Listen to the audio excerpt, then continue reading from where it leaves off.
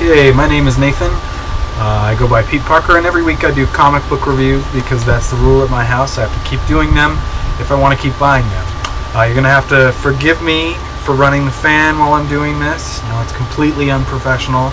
If you can't hear me, complain this week, and I won't do it next week, but it's like 100 degrees in my garage, so what can I do, right? This comic book review is going to be for Supreme Power #1. I believe this is probably either the second or the third series of this name. It's written by Kyle Higgins and drawn by Manuel Garcia.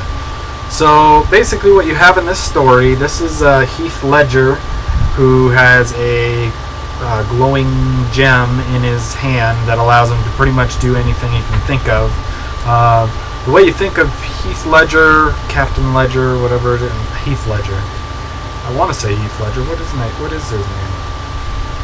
Joe Ledger, I believe. Captain Joe Ledger. Heath Ledger. That's the famous guy.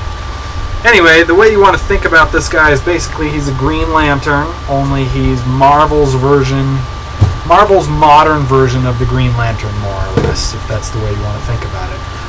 Originally, Hyperion and the Supreme Power characters were thought up so that Marvel could have DC-like characters that they could mess around with and play with back in Squadron Supreme. And Supreme Power was a reimagining of that whole situation with new and updated characters. And it's gotten really a lot more complicated after that. If you follow it or if you don't, I've been kind of tracking it and kind of not. The Supreme Power universe at one point merged with the Ultimate Universe and Ultimate Nick Fury and Fantastic Four. They kind of swapped places with the people in the Supreme Power universe, and it was a whole one big mess. Nick Fury stayed here. Power Princess went to the Ultimate Universe. Like I said, big mess. And then later on, they had a whole new series of characters in the Supreme Power universe, which seemed to be reimagining modern versions of Marvel's original characters like Spider-Man, Thor, Iron Man, Captain America, etc. And so this story seems to take place after all of that, and it doesn't talk about any of that stuff really. There is mention about Hyperion at one point, who is the Superman type character, going crazy and blowing up the Capitol here.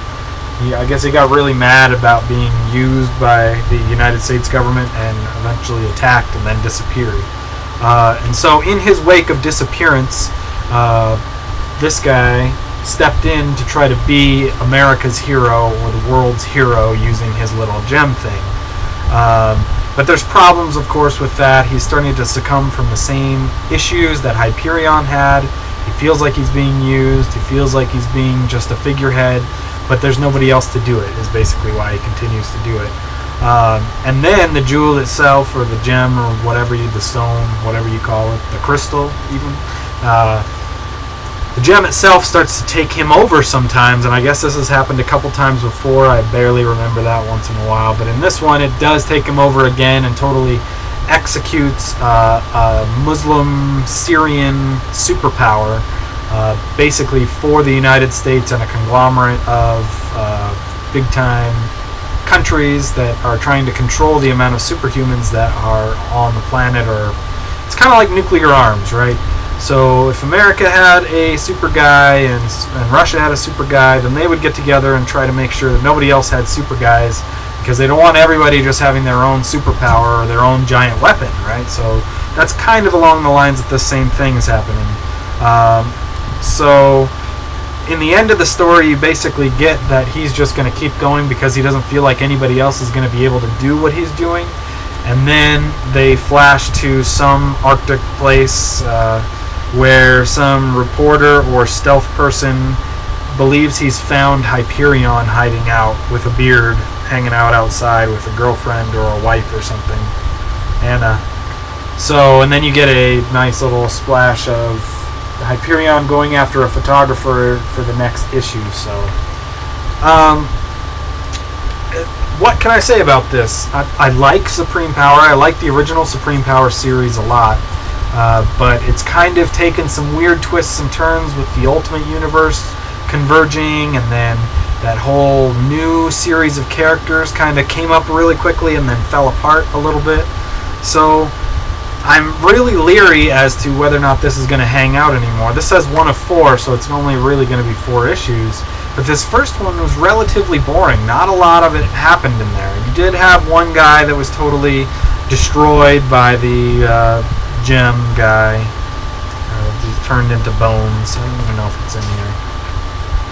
Yeah, it's not even a good picture that much. And the art's okay, the story's okay, it's just not anything to grab you. I guess if you're invested in these characters at all, if you're interested in the Supreme Power universe and how it's going to continue, then this is probably interesting to you.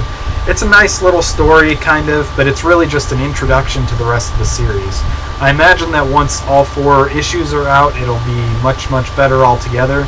But as a first issue, it's really tough to dig into. There's no real hook here. There's nothing here that makes me want to go, oh, I just can't wait to read the rest of it. So it's a slow start. So I'll give it a 3 out of 5. The art is interesting. The writing is interesting.